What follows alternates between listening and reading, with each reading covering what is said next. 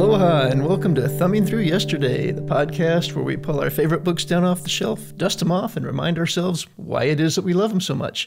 My name's Tom Galley, and joining me today we've got Tony Pasculi. Thanks again, as always. And today's episode, our 9th episode, we are talking about a Stephen R. Donaldson book, The Real Story. This is one of my selections. It's so I think this is the first book that I haven't read in advance of this. A couple of things. One is I'm going to be really curious to know why this is your favorite. It wasn't a favorite. I didn't particularly enjoy this one, but that's okay because that's not what we're here to discuss, whether a book works or doesn't, or it's why it's our favorite. It wasn't one of mine, but I'm curious to see why it is one of yours. And then I think the second thing we need to talk about up front is content warning for sexual assault. It's a big theme of the book, and so I assume it's going to come up as we talk about the book. That is completely fair. This book would be NC-17 were it a film. Absolutely. Yeah. Absolutely. So why is it a favorite book? This is interesting. In a way, I feel bad talking about this, but I don't know. Donaldson does self-loathing and broken people in a way that nobody else does, and maybe nobody else attempts. I think that's fair. And the characters, the three characters in this, well, we only really get to know Angus and Morn to a lesser degree. We don't really get to know Nick yet. Yeah. But we're talking about some profoundly damaged, profoundly broken people, one of whom is driven by sheer terror and self-loathing, and the other one who is driven by, broken pride and self-abhorrence. And like you said, this book is just replete with sexual abuse and physical abuse and all of the worst things one person can do to another. And as I'm reading it, I was like, I know Tony's going to ask me, why is this a favorite book? And how am I going to answer? How am I going to justify this? Because the character, mainly it's about Angus. This first book is mainly about Angus Thermopylae, and he is reprehensible in every way it's possible to be reprehensible. But yet there's something that's incredibly compelling about this story to me. If this was it, when Donaldson set out to write this, he set out to write a novella, and his intention was, if you've read the afterword, he's trying to do an aesthetically perfect thing where one of the characters is a hero, one of them is a villain, one of them is a victim, but they all migrate positions. Yes, and I did read the afterword. In fact, the afterword was my favorite part of the book, which I don't mean to sound snide or sarcastic. I thought the afterword was genuinely compelling, and that Donaldson's vision for what he's trying to do with this series is magnificent. It's incredible, and I love his vision for the series. And it almost makes me want to continue and read the series, except that I dislike this character so much that I'm not going to. Well, I love his afterwords or his forewords when he writes them. I think Donaldson takes one of the most intellectual approaches to novel writing of anyone that I've ever heard reflect on novel writing. But he says in his, when I finished the first draft, I realized immediately that what I had written was by no means aesthetically perfect. My work had fallen below my original intentions rather farther than usual. So he had actually set this aside and intended never to publish it until somewhere down the road he realized the problem was there was more to the story. Yeah. So there are 4 more books of this, and this is a tiny book. This is 200 pages, just 200 plus. There's 4 more books in the 500, 600 page range that come after this, and this, the real story barely sets the stage for what's coming. So by itself, when I finished reading this, I had a little bit of I felt a little bit flat. If I didn't know what was coming next, it might well be that I didn't want to pick it up again, but I know what's coming next. I've read the rest of the series, and it gets me excited to, and again, I say this carefully, it gets me excited to see what's coming. I think that's legitimate. I think, a lot of times a favorite book is one that is part of a favorite universe or a favorite series, and it's just inextricably bound up with the whole rest of the sequence. And so if you pull one part of it out of sequence and look at it, it's like, does it really stand up? Maybe it doesn't, but for you it does, because you are invested in that whole thing. I think a book we're going to talk about next time is the first book in a 10-book sequence, and it's going to suffer in a similar way, I think. Well, I mean, we had that when we talked about Ender's Game. We have it when we talked about The Hobbit. We had it when we talked about Lion, the Witch, and the Wardrobe. All of these are introductions. Well, I mean, they're novels in their own right, but they also are introductions to larger worlds, larger universes.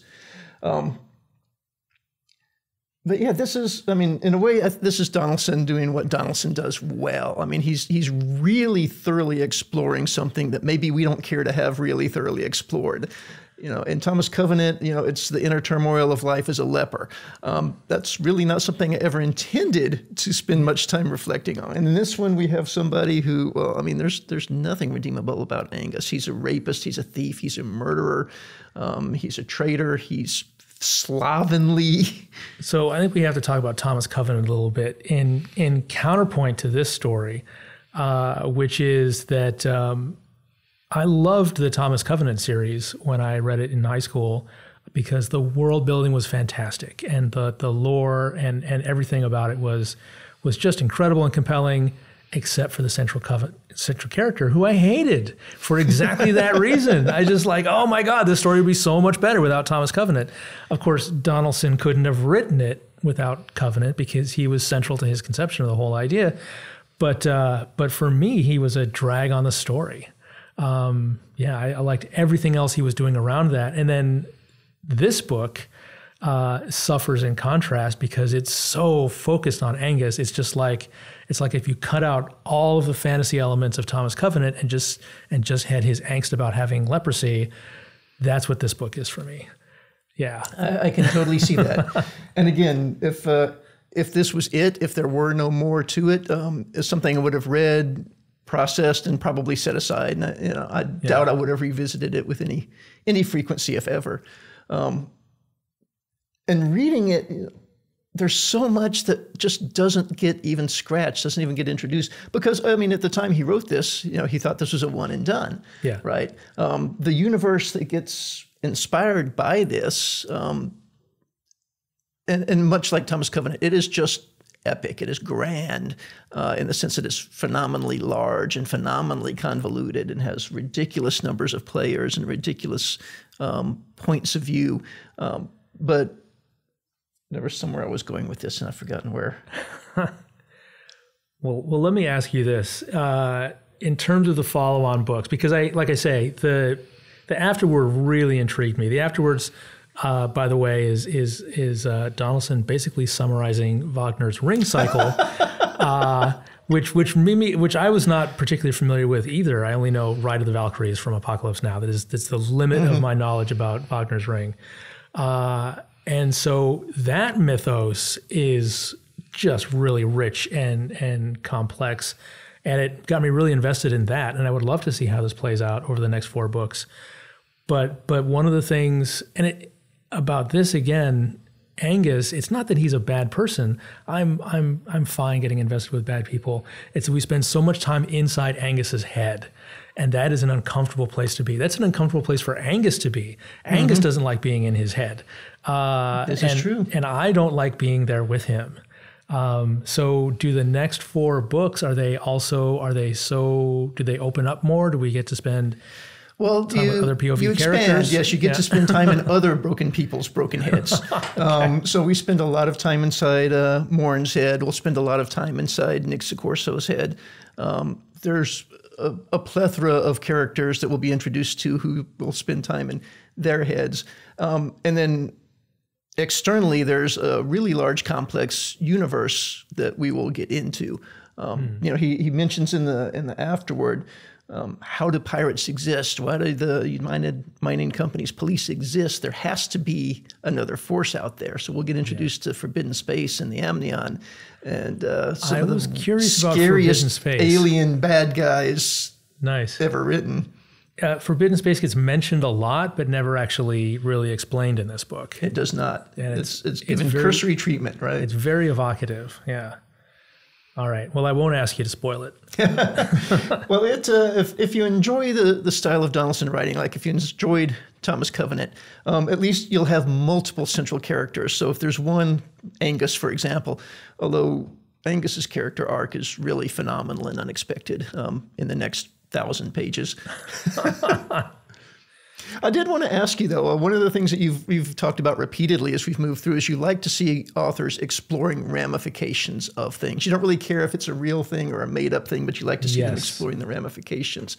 And I was wondering if you felt like Donaldson rose to that when he's talking about, in particular, the realities of space flight, the realities of sensor readings and combat under heavy G and such things. I think so. Yeah, the science fiction aspects of this intrigued me. I really like the idea of gap sickness and the way that plays throughout, and the zone control? Mm-hmm. Yeah, zone implant. Yeah. Zone implants. Yes, that's it. Which is basically, it's a way of taking someone over.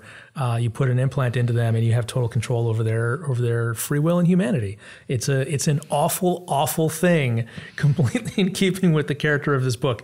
And yet, in this society, it has a place because sometimes people literally lose their minds through something called gap sickness when they blip through hyperspace or whatever. He doesn't really get into too much detail about what the gap is. And so, a zone implant is a necessary thing on any spaceship, so that you can stop someone from doing something awful while they're in the throes of gap sickness. And of course, Angus uses it to awful effect in this book. Mm-hmm.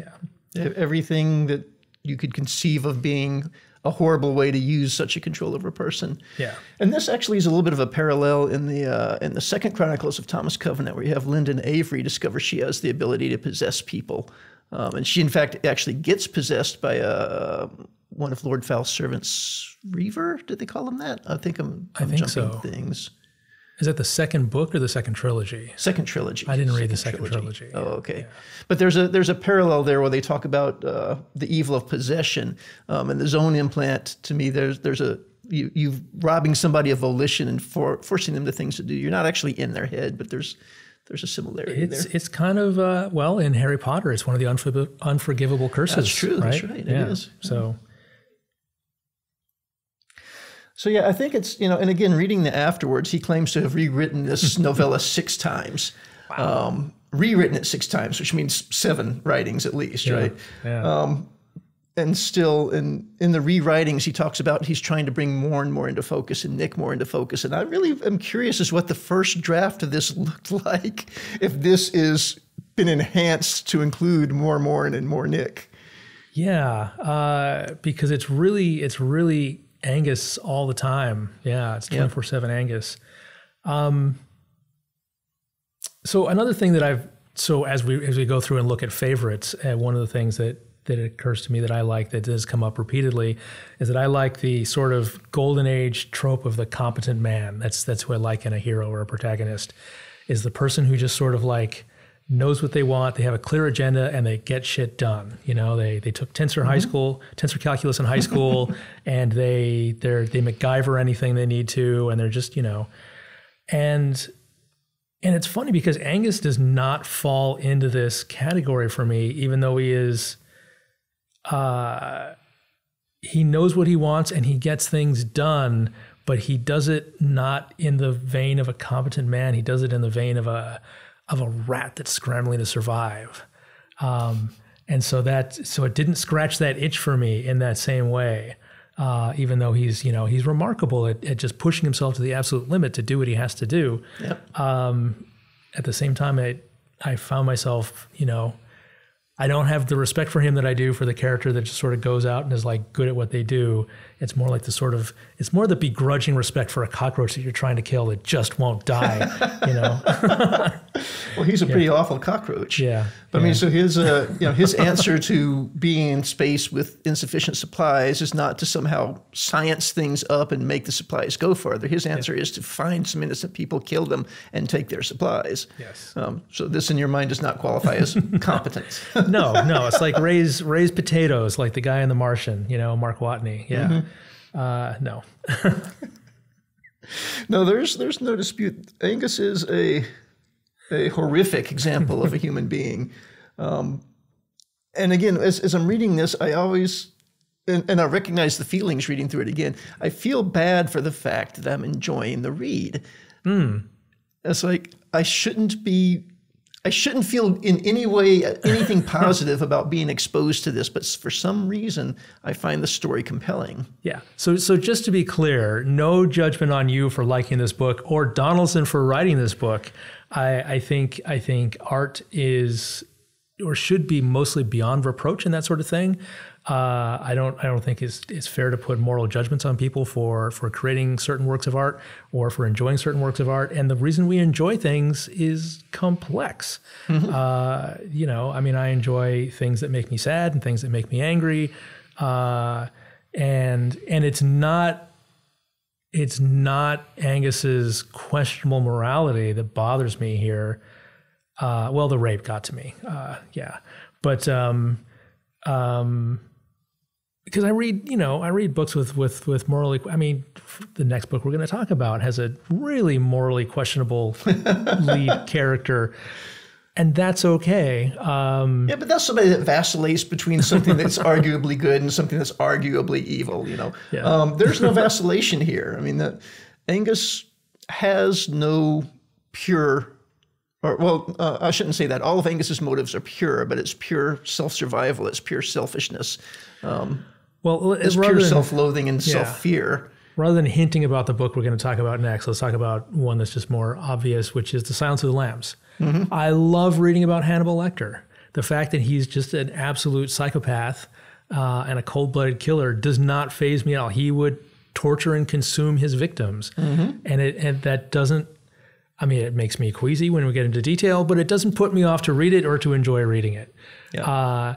But I think one of the big reasons for that is that we don't spend a lot of time inside Lecter's head. We approach him from the outside through the POV of Clarice Starling. And that makes all the difference in the world. And here, Donaldson is thrusting us into the head of this man where he's rationalizing his decisions to himself.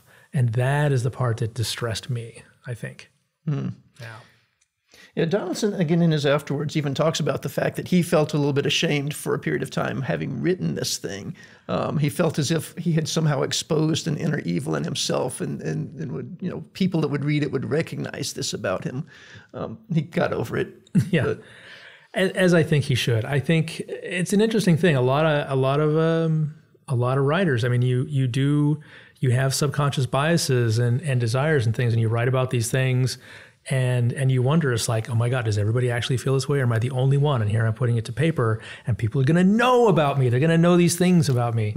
But I don't think Donaldson has to worry about this because he's clearly, he does, sort of shift Angus into the quote victim at one point. But he's clearly an evil man and he's not taking the stance that he's not. Whereas I've read other books by other authors where they put something forward as clearly a good idea, where they haven't considered the ramifications of that idea. And it's like, oh, dude, is that what you really think? I hope you don't really think that because that's awful. Yeah. Yeah, no, this is unapologetic exploration of evil, yes. Right? Yeah. Thorough exploration of evil. I will say, if you go on to read the rest of the series, that Angus's victimhood has not yet begun. The atrocities that are perpetuated upon him and in the name of good are every bit as appalling as what he has done to Morn, which in terms of structure fits. Yeah. What about Morn? Morn is really kind of a shell of a character, which is not a criticism on the writing because she's kind of a shell of a human being. Because of her gap sickness. She just, by the time we meet her, she's already been destroyed as a human being. Yeah. So we don't really get a chance to know her. She's got some complexity in her actions towards saving Angus at the end. She didn't have to do that, but we don't dwell on it, and we don't get a lot of her interiority. So, yeah, I don't have a lot to say about Morn. You would know more than me from the following books. Of course, as soon as I finished this, the next thing I did was pick up the next book in the series and start reading through it. So I have to try to remember where this one stops, But yeah, that you've got this bright-eyed, bushy-tailed, drop-dead, gorgeous young woman out on her first patrol with her family in the spaceship, and she kills them all. Yeah. Her very first act under her very first mission is to kill everyone she loves. Yeah. You know, and this is the status in which she finds herself when Angus comes. So, yeah, that evolves interestingly over the next, again, 1,000 pages. So, okay, so a couple things. One, so getting back to this idea of favorite books, and I think we touched on this, that for you, this is an entry point into a much larger universe. That's one of the reasons it's your favorite. But I think another sort of more generally, the more that an author allows us to return to a world, the more it gives us an opportunity to make that world our favorite world. Like most of the books that I've liked as favorites are ones that are part of series, because they're, because there's a limit to how many times you can read a book. But you can go back to that world and read other stories set in that world many, many, many times, and then all of that sort of accrues to the benefit of each of those individual books. Yes, I would agree with that. Yeah, so they may be operating here for you as well. And the same thing with looking at other Donaldson with Thomas Covenant. Actually, one of the interesting things, so there are now 3 Thomas Covenants, right? The first the Chronicles, the second Chronicles, and I think he's called the third set the Final Chronicles. But when you return to the land in the second Chronicles, it has very little in common with the land that we learned to love in the first Chronicles. It's been, centuries of abuse under, they don't know it, but under Lord Foul's power. Yeah. And then likewise, when we come back for the third Chronicles, it is so different from anything that we've seen in the first 2 Chronicles. So in a way, although it is the same world, it's a completely new same world that he has to rebuild for us, and we have to learn to appreciate. That's great. I love that. The Narnia books actually do that too, which is interesting. That it's one of the great things about portal fantasies, where you have these time slips, and so you go and you can never go back to the place of enchantment because it's shifted under your feet. Yeah, that's great. So there's a couple other things I liked about this. One is that it's space opera, which space opera I love as a genre. And there's actual ship-to-ship combat here. There's pirates. There's miners. It's very much the frontier. That's really exciting. And it starts off in a bar, which is just amazing, where it's just, it's like it could have been a saloon in the Old West, where all these people who are larger-than-life characters kind of come together and they hang out, and they all have this reputation. They know who you can talk to and who to avoid. And that's just a setting that I love. Have you read any Mike Resnick? Give me a book. He wrote so many that it's hard to name one. Santiago. He wrote Ivory. He wrote Paradise. He wrote The Rootinest, Tootinest Gunslinger and the Whole Wide Galaxy. No, none of this is ringing any bells, but I do like the sound of that last one. Okay. He wrote very much sort of space opera like this, but a little bit friendlier and a little bit more tongue-in-cheek, but still with that really strong sense of a frontier, that like there was a centralized, civilized core, and that all the sort of weirdos and outlaws migrated to the edge. And that's where everything was just kind of lawless and wild, and that's where all the big adventures were happening. As you went in, it's just like, that's where you find bureaucrats and accountants and librarians. But as you move out, you find basically it's the Old West in space. Yeah, and it's kind of a university tap for a number of different books. And this reminded me of that in a big way. So, yeah, there's definitely a lot of science fiction in this science fiction. There is, and that's really fun. Yeah. All right. Any final thoughts on? No, I might do it for me. Yeah. Yeah. So again, this as a standalone book, I'm realizing this time, and I think I've probably realized this every time I pick it up. I'm guessing this is my 4th or 5th pass through. As a standalone book, this left me wanting, but knowing that it's actually the portal into a much larger and not any friendlier. I mean, the larger universe is, 70% terrible things as well, but there is some good, there is some light shining in odd places in it. But yeah, as I said, as soon as I put this down, the next thing I did was I picked up the second book in the series. And that's what you want, right? Yeah. I mean, if you can put the first book down and leave it down, that's no good. You want to be launched into the next book and the next book and the next book. Indeed.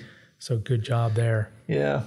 So I believe I've read everything that Donaldson has published. I'm not going to assert that for sure, but he is definitely on my favorite authors list. He has a book of short stories, which is interesting to read. He, in the preface to that, he compares writing a novel to writing a short story in the way you would compare having a light beer to having champagne.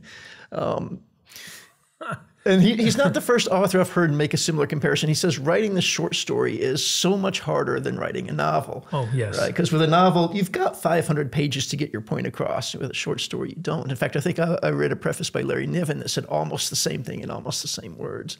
But his collection of short stories, it's still very clearly Donaldson. All right. But The Real Story, Stephen R. Donaldson. If you're over 18 and you're looking for a fantastic opening to a dark and complex and epic universe, you could do worse than starting here. And what's the series called? What's the series title? The Gap series. Right. So each book has got 2 titles. This is actually The Real Story, but it's also titled The Gap into Conflict. Right, and then you have the gap into knowledge, the gap into this, the gap into that. But each one also has a separate title. So it's generally referred to as the Gap series, though. Okay.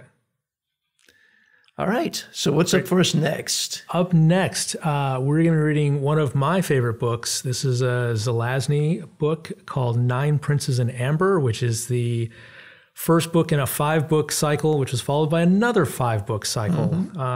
Fantastic fantasy novel. Indeed, co-favorites on this one. Yeah. All right, so we'll see you all in 2 weeks. See you in 2 weeks.